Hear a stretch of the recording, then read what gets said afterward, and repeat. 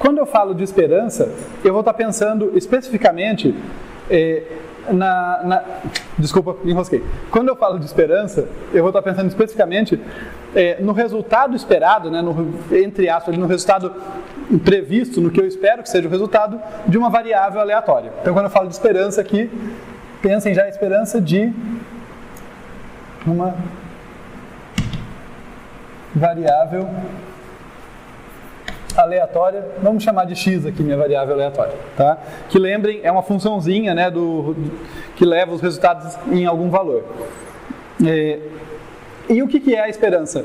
Ela nada mais é do que uma média ponderada dos valores em que x leva os resultados, né? Mas ponderada por o quê? Pela probabilidade de cada resultado ocorrer, tá? Então, realmente é só uma média ponderada. Eu poderia dizer que é uma soma ponderada, mas eu acabo falando média por causa desse resultado aqui, né? Como as probabilidades, a gente sabe que são todos os valores entre 0 e 1, cuja soma dá 1, acaba tendo essa cara de média ponderada ali por esses valores. Então, vamos ver aqui a definição. E assim, antes de eu avançar, importante, gente, tá? Eu sei que matemática às vezes não é apreciada como deveria, mas é o seguinte, não menosprezem a definição. Eu sei que tem conceitos que a gente tem uma intuição sobre eles, só que na hora que você está trabalhando com cenários particularmente complexos, a intuição te quebra e você precisa remeter à definição.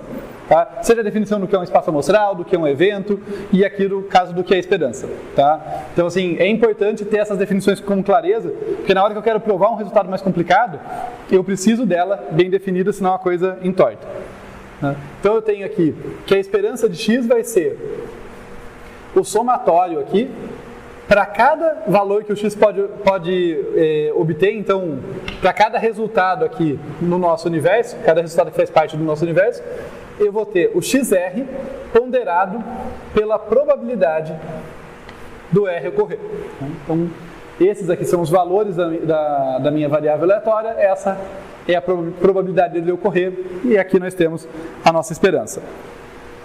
Agora, uma parte mais interessante, a partir desse conceito, vamos falar e vamos mostrar rapidamente aqui a linearidade da esperança.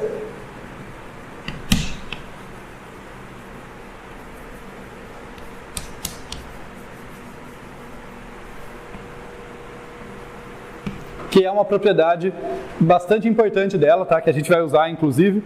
E a linearidade da esperança diz basicamente o seguinte: se eu tiver duas variáveis aleatórias, x mais y, tá? Vale para mais do que duas, a gente já fala disso, mas vamos pensar nela com duas a princípio, x e y ali. A esperança de x mais y é igual à esperança de x mais a esperança de y. Tá? E apesar de parecer uma propriedade talvez até óbvia, duas observações importantes. Uma, isso aqui salva demais a gente. Em instantes eu já vou mostrar como isso aqui pode simplificar cálculos para a gente. Eu vou mostrar um exemplo simples e na nossa análise de algoritmo hoje isso vai ser necessário também. Tá? Então, primeiro, super importante. Ainda que pareça simples, importante ela sem dúvida é. Segundo, ela até é uma propriedade relativamente simples. Eu vou fazer rapidinho a demonstração dela aqui. É bem básico.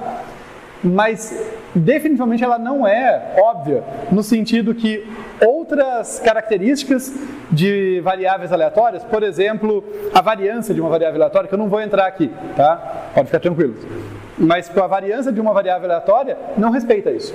Se tiver dependência entre as variáveis, se elas não forem independentes, e eu não vou entrar formalmente o que é uma variável independente, mas talvez vocês já tenham visto probabilidade, estatística, vocês já devem saber. Se tiver dependência, não vale, tá? Outras propriedades, como valer algo parecido com isso para variância, por exemplo, valer isso para produtos. Agora, para a esperança vale, tá? Independente de quais são as variáveis, ainda que elas tenham dependência entre si, tá? Ainda que uma seja extremamente correlacionada com a outra, tanto faz, a linearidade da esperança sempre vale. Vou mostrar rapidamente de onde que vem essa propriedade. Peguem o seguinte, olha, se eu tenho aqui esperança de x mais y, vamos puxar a definição, né? Olha, eu vou somar, só que agora a minha variável é a soma de x mais y, né? Então eu vou fazer uma soma ao longo do universo. Eu estou supondo que as duas variáveis estão definidas em cima do mesmo universo de resultados possíveis, tá? Embora elas possam ser bem diferentes no que elas avaliam, nos resultados que elas dão. Então eu vou somar aqui o quê? XR, o valor de x quando ocorre R, mais YR, tá? Vezes a probabilidade de ocorrer R. Tá? Então eu só abri isso aqui usando a definição ali. E daí o resultado é muito direto, né? Porque por conta desse somatório, lembra, isso aqui é um somatório, né? Quer dizer, uma sequência de somas ali. E aqui eu tenho XR somado com YR. Eu posso distribuir a probabilidade e quebrar em dois somatórios, um que só tem XR e outro que só tem YR, só usando propriedades da soma. Tá? Então isso aqui vai ser somatório em cima de todo o universo ainda, de XR vezes probabilidade de R ocorrer, mais somatório também no mesmo universo de YR vezes probabilidade de R ocorrer. E o que acontece? Deixa eu até pegar outra coisa para destacar ali.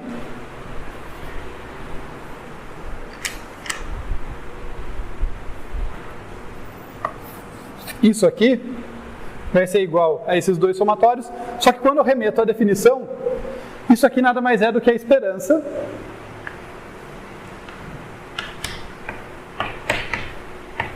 de x somada com a esperança de y. Ok? Bem direto. Para vocês não menosprezarem resultados aparentemente simples, como eu falei, ele é super útil, mas ainda assim eu vou deixar um quiz para vocês, que daí já coloca a dificuldade num nível um pouquinho acima, que é o seguinte, aqui eu mostrei para duas variáveis. Isso aqui vale para N variáveis, para qualquer número de variáveis. Então dá para generalizar esse resultado aqui, ó. Quiz. Generalizar que é a esperança de um somatório de xi aqui, para i variando de 1 até n aqui, para n funções, é igual ao somatório de i variando de 1 até n da esperança de xi. Por onde vocês acham que sai fácil essa prova? Como que vocês fariam essa prova? Não precisam fazer, só o que vocês usariam?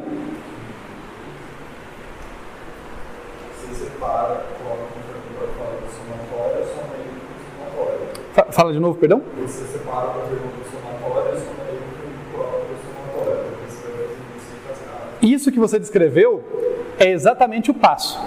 Seria fazer essa ideia aqui, onde o y, por exemplo, é todos os termos menos o que você separou, e aqui você separou o xn, por exemplo. Mas isso é o passo da prova por indução. Tá? Isso seria uma prova por indução, porque para dar certo isso que você acabou de descrever, né, de separar e tal, você vai ter que ter um momento que vai ter que usar, por hipótese de indução, a soma de i igual a 1 até n menos 1, a esperança daquela soma é isso aqui. Né? E daí depois você junta. Então tá certo, a ideia do passo é essa mesmo, mas ela só resolve o problema dentro da estrutura da prova por indução, tá? Que remete àquilo que eu comentei quando eu revisei indução matemática para vocês. Quando vocês percebem que vocês vão ter que usar um raciocínio do tipo, olha, faz isso repetidas vezes, né? Porque eu poderia pensar desse jeito, eu poderia pensar, como que eu provo isso aqui? Você faz esse raciocínio aqui que eu fiz com o x e y entre o x1 e o x2.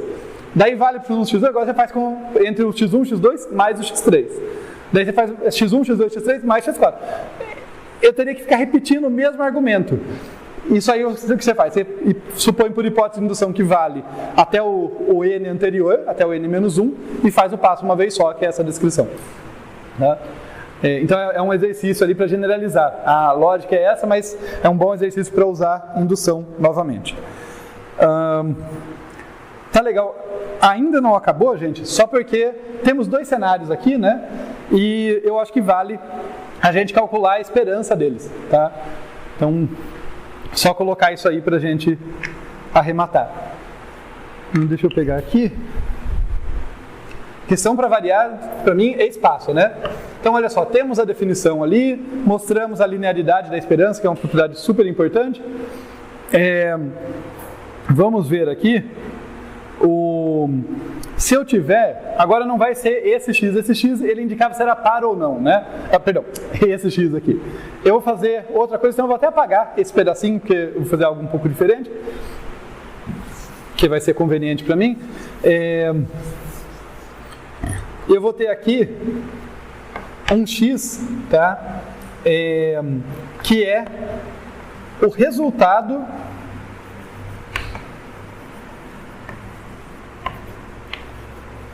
de um dado. Quer dizer, nessa nossa brincadeira, ele é o próprio R, ele é o valor de R, né? O resultado que aquele dado vai dar. E daí, como que a gente calcula, para esse x, a esperança? Tá? A gente vem aqui, olha, a esperança de x é o somatório para cada um dos eventos, né, para cada um dos eventos, não, perdão, para cada um dos resultados possíveis, né, que a gente sabe que são esses 6, vezes a probabilidade dele ocorrer. Né? Então, o que eu vou ter aqui vai ser, por exemplo, 1 vezes 1/6, mais 2 vezes 1/6, mais 3, né, e assim por diante, até 6 vezes 1/6. Como é uniforme, isso facilita muito para mim, eu posso colocar todo mundo em evidência, então fica aqui, quer dizer, todo mundo não, colocar 1/6 em evidência, e daí eu vou somar o quê? 1, 2, 3, 4, 5, 6, né? E eu vou ter o quê? 6 com 1 dá 7, 5 com 2 dá 7 e 4 com 3 dá 7, só para facilitar. Então 7 vezes 3 aqui, né, 21, que daria o meu 7, vezes 3. Eu escrevi assim só para facilitar a vida, porque daí a divisão aqui, né, sobra 2 e vai dar 3,5, né, 7 por 2, 3,5. Mas por que eu estou fazendo isso? Porque eu gosto de ficar fazendo continha sem graça e entediando vocês? Não, se vocês estão entediados, fica a dica para prestarem atenção agora. Tá? Porque eu desafio vocês a fazer o mesmo para o y, tá? Usando a definição. O y é uma coisa simples, né? Eles são só o resultado de 2 dados e o y, quer dizer, perdão, o universo aqui sobre o qual o y trabalha é o resultado de 2 dados, não é muito mais complicado. E aqui eu tenho, no y aqui, eu tenho a soma dos resultados desses dados. Aí usando a definição da esperança, porque espaço me falta, né? Então eu vou lá usar a definição. Se eu chegar aqui, ó, eu vou ter que a esperança de y, tá? Tô pegando aquele cara ali, vai ser o quê? Bem, tem um resultado possível que é 1, né? Esse 1 com 1 ali, como ele é a soma, vai dar 2, né? Então é 2 vezes 1 sobre 36, que é a probabilidade que a gente já calculou. Mais 1 com 2 ali, que é outro resultado possível, que dá 3. Vezes 1 sobre 36, mais 1 com 3, que dá 4. Percebam que vai ter aqui para frente, em algum momento, 2 com 1, que também dá 3. Né? Então eu estou realmente contando cada um dos eventos. Tá? Aqui no caso, esse aqui corresponde ao parzinho 1, 3, né? Vezes 1 sobre 36. Parece interessante terminar essa conta? Parece tedioso pra caramba, né? Então, o catch aqui nós temos a linearidade da esperança, né? E a gente tem que, eu vou apagar a prova aqui, vou deixar só a definição.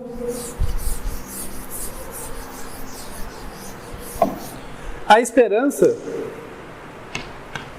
de y é igual à esperança, vamos chamar assim, de x1 mais x2. x1 é o resultado do primeiro dado, x2 é o resultado do segundo dado.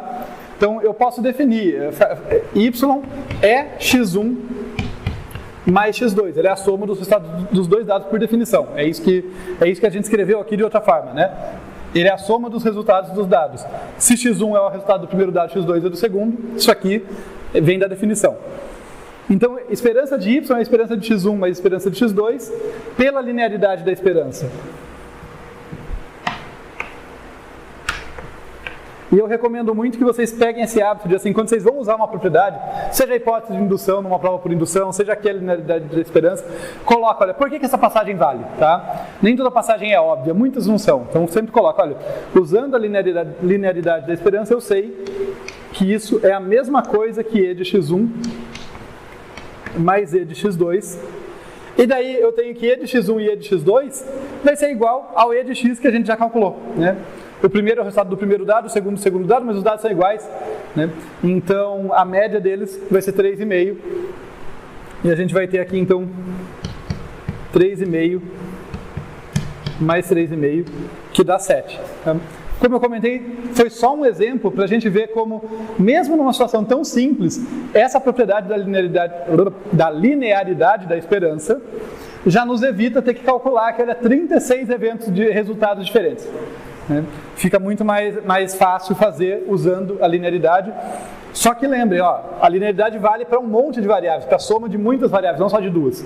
Tá? Então vai ter muito mais situações em que a vida fica muito mais simples por usar essa propriedade.